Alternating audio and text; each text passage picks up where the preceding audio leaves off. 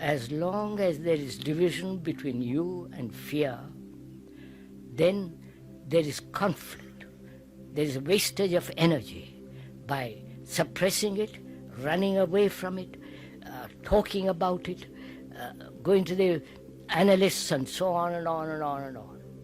But whereas, when you see the truth that you are that fear, your whole attention, your whole energy is gathered in this attention to look at that thing.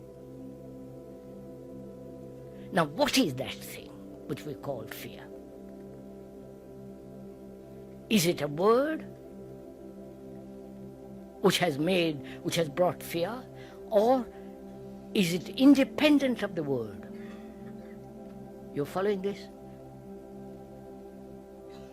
If it is the word, that the word being the associations with the past, I recognize it because I've had fear before. You understand? I look at that fear, though it's part of me, because I name it, and I name it because I've known it happen before. So by naming it, I've strengthened it. I wonder if you see this. So is it possible to observe without naming it?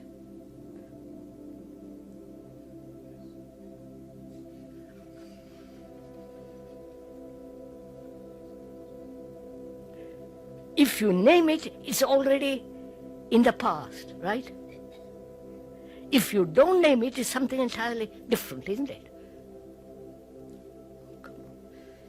So, is it possible not to name that thing which you have called fear, therefore free of the past so that you can look?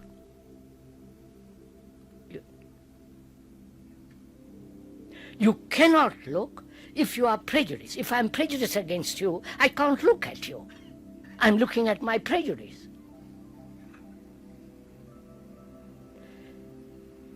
So, is it possible not to name the thing at all? And then if you do not name it, is it fear?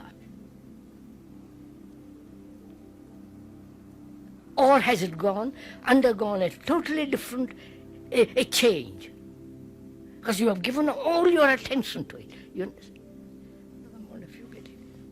When you name it, you are not giving attention to it. When you try to suppress it, you're not giving your attention to it. When you try to run away from it, you're not giving your attention to it. Whereas, when you observe that fear is you, and not name it, what takes place? What takes place? You are doing it now. What takes place? It's an emotion. It is a sensation. Isn't it? A feeling, which is sensation. Please, you watch it. It's a sensation, isn't it? All feelings are sensations.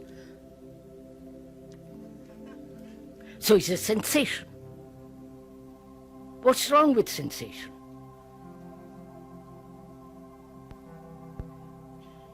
Nothing is wrong with sensation, is it? But when sensation plus thought, which becomes desire, with its images, then the trouble begins. I wonder if you understand all this. This is too much probably in the morning.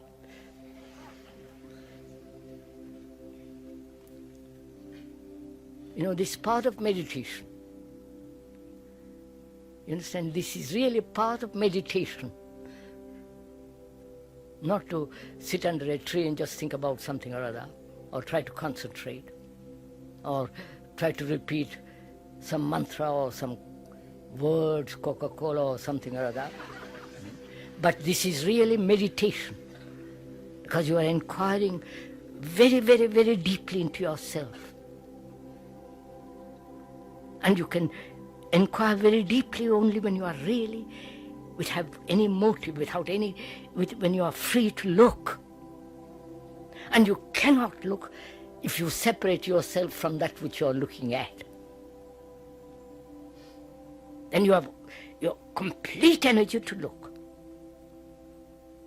It is only when there is no attention, then fear comes into being. You understand? When there is complete attention, which is complete, total energy, then there is no fear, is there? It's only the inattentive person that is afraid. Not the person who is completely attentive at the moment of that feeling that arises. That feeling is a part of sensation. Sensation is normal, natural. It's like looking at a tree, looking at people, sensation.